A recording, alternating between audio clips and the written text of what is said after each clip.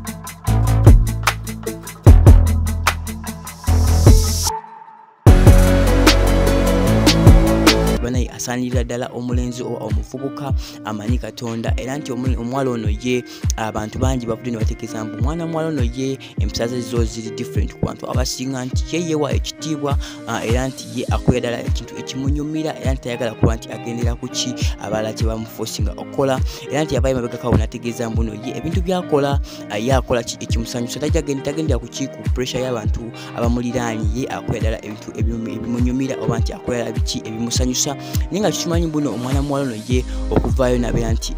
ye kwefaanana n'omulenzi ono era nti nabeera nti babipostinga wayinza okuba nti enkolagana naye weeri tetujagamba mbuno ye tumujajinse muno yo n'omulenzi gwe yavuddeyo abeere naye naye nga kitumanyi mbu enkolagana ye n'omulenzi ono yo erina okuba nti eriko walako era nti engeri gyebadde beetwalamu n'engeri gyeyadde reaction n'oludde engeri n'obudde bamazeemu nga bali babiri eraga ddala muno enkolagana yaabwe n'omulenzi enkolagana ye n'omulenzi ono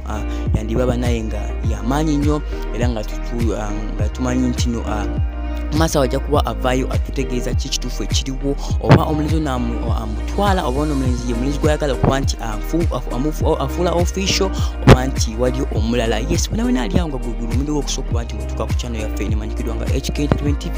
bane tukusabire ng'osubscribinga osobola okuba nti wanaita omisinga mawulire gonna ninakuba nga mbaleka era nga mbagamba muno ekyo boy Henry bye bye tujja kwatulaba mawulire agaddako see you next time.